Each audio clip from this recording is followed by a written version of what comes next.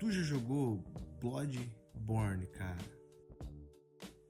Meu amigo, se você é fã de jogo desafiador, cara, certamente esse jogo é pra você.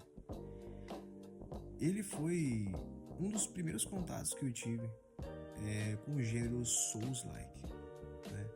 Eu até havia jogado antes o Mortal Shell, que também tem essa pegada Souls-like, né? Ele é de fato um Souls-like, só que ele é um jogo muito curto e que acaba não representando tão bem o que os jogos principais, que realmente são referência no gênero, transmitem, né? Você aí pensa, né? Souls-like, Dark Souls, Demon Souls, até o Elden Ring, tudo mais.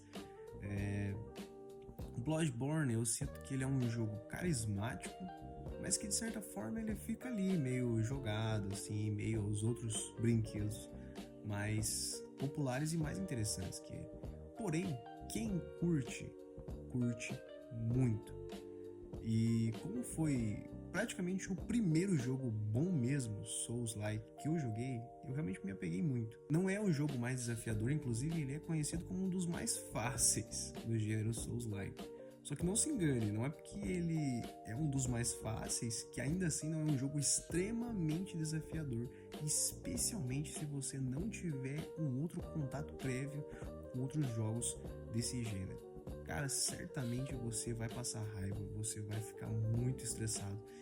Eu travei por, acredito que talvez horas na primeira parte do jogo. Você encontra os primeiros inimigos básicos assim, e você toma uma sova até você entender toda a mecânica, toda a dinâmica de você esperar o ataque do inimigo, estudar ele para depois contra-atacar.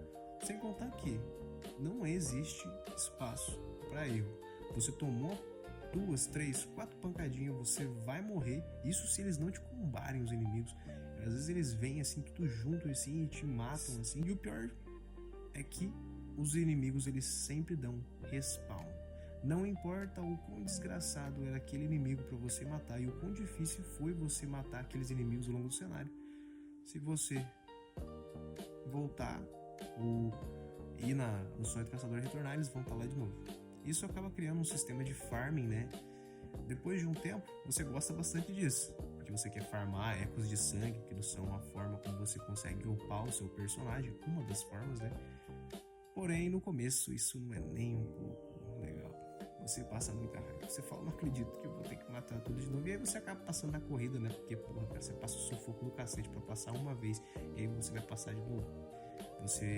Depois de um tempo, finalmente você domina o parry, né? O parry, que é você atirar com a sua arma exatamente no momento em que o inimigo vai atacar. Quando você domina o parry, fica bem mais fácil o jogo. Sem sombra de dúvidas, fica bem mais fácil o jogo.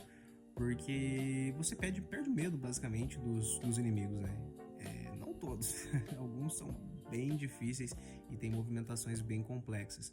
Mas no começo, quando você não sabe dar o parry, todo inimigo te assusta. Até os comuns, assim, os mais fracos. Depois, até os que pareciam fortes ficam bem fracos quando você aprende bem o parry, né?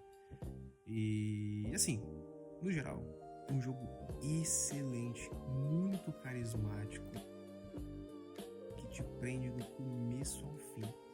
Você tem que ter uma paciência, assim como todos os jogos desafiadores, você vai ter que ter. E se você conseguir superar essa paciência e permanecer no jogo, você começa a se apegar. Eu tô na minha segunda zerada aqui agora, né? Sem farmar, né? Na moralzinha. E assim, é um jogo. É um jogaço. Se você não conhece, conheça. É muito bom.